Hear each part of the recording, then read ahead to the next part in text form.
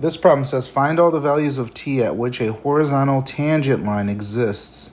X of t equals sine of 2t and y equals 2 sine of t, where t is between 0 and 2 pi. So now what we're going to do here is we need to find those derivatives.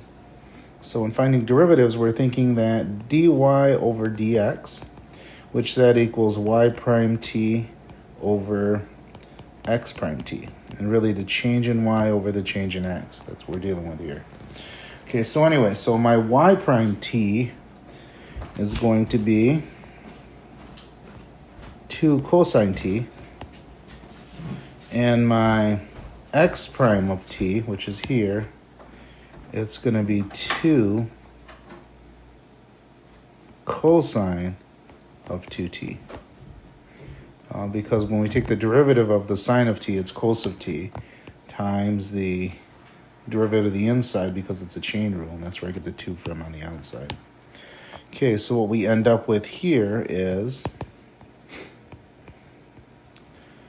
cos of t over cos of 2t.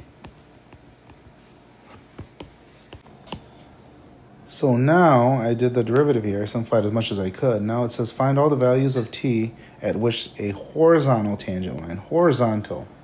Now what does it mean to be horizontal? That means if I'm thinking about some curve here and it's a horizontal tangent line, what is the slope of a line like that? It would be 0. So my m would be 0 there. Or I would say my dy over dx would equal 0. So that's what I'm really looking for here. So that means I'm looking where my derivative is 0. So for what t? So I'm just going to look at cosine t now. And if I pick cosine t where cosine t is 0, and I make sure the bottom's not 0, then that would be 0 for the whole derivative. So now let's take a look at cosine of t. So if I think of the unit circle, I know that if I'm on this axis here or this axis down here, that my cosine is 0. So that would actually be pi halves or 3 pi halves between 0 and 2 pi. Okay, so that's what we're actually looking at here. So that means I just have to check pi halves for cosine of 2 pi, or 2t, excuse me. So then when I have cosine of 2 pi halves, that'll cross out and give me cosine of pi. And cosine of pi is -1, so we're good. And then when I try the other one, I'll realize also that I'm not going to get 0.